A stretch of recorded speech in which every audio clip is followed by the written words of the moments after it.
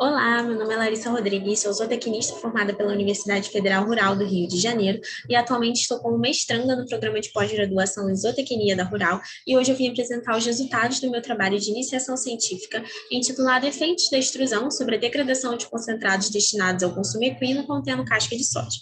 Para começo de conversa, por que utilizar a casca de soja? Ela apresenta vários benefícios à alimentação animal, como um alto teor de ácido urônico, uma fibra pouco lignificada e é rica em pectina, caracterizando-se como uma fibra altamente fermentescível.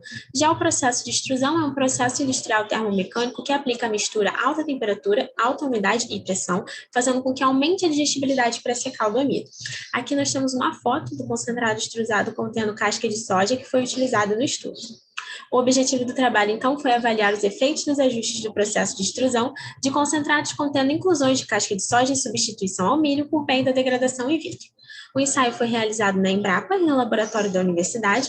Utilizou-se uma extrusora de parafuso simples em um delineamento fatorial 2x3 com 4 pontos centrais, onde as variáveis analisadas foram a inclusão da fibra da casca de soja a 20, 30 e 40%, a umidade aplicada à mistura de 17, 20 e 23% e a temperatura do canhão extrusor de 100, 120 e 140 graus Celsius, totalizando 12 tratamentos.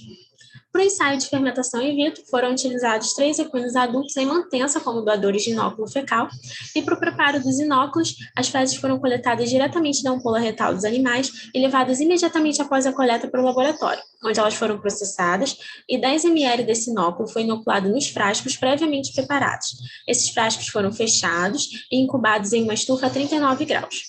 A degradação da matéria seca e da fibra em detergente neutro foi determinada pela diferença de peso do substrato antes da incubação e após as 48 horas de fermentação. Os resultados foram submetidos a uma análise de variância 5% e uma análise de regressão não linear para projeção em uma superfície de resposta tridimensional. Em relação aos dados da degradação de matéria seca, não foi observado efeitos das variáveis sobre a degradação dela. Aqui no gráfico a gente pode ver o nosso nível de significância 5%, e que nem a temperatura do canhão, nem a umidade e nem a inclusão de casca de soja foram significativas, sendo assim não foi possível projetar uma superfície de resposta para a degradação de matéria seca.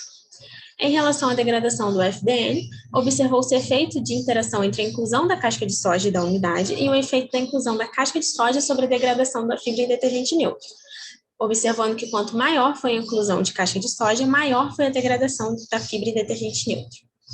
Ao utilizar 40% de inclusão de casca de soja, observou-se que houve uma degradação média de 53,19%.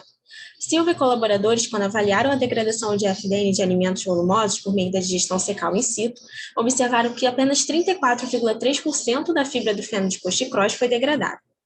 Assim como no estudo de Coverdale e colaboradores em 2004, a digestibilidade da matéria seca não foi influenciada pelo aumento da inclusão de casca de soja. Em relação à degradação da fibra em detergente neutro, o maior percentual de inclusão de casca de soja resultou em um maior valor de degradação da fibra em detergente neutro. Altas temperaturas quebram ligações glicosílicas do polissacarídeo, liberando oligosacarídeos e aumentando a porção da fibra solúvel, ou seja, aumentando a porção da fibra que fica disponível para o animal. Entretanto, segundo Van Sust, a interação entre carboidratos e proteínas em altas temperaturas podem acabar formando compostos de Maillard que são insolúveis ao detergente neutro. Isso pode aumentar o percentual de FDN de forma errônea na análise do alimento. Entretanto, no nosso estudo, o fator temperatura do canhão extrusor não teve valor significativo na degradação do FDN. Então, a gente pode optar pelo menor valor de temperatura, de 100 graus Celsius, a fim de evitar a formação de compostos Maillard no nosso concentrado. Concluindo, então, que é possível sim fabricar concentrados extrusados contendo até 40% de inclusão de casca de soja, utilizando uma temperatura de 100 graus Celsius do canhão extrusor, sem afetar a degradação de matéria seca e da fibra em detergente neutro. Obrigada.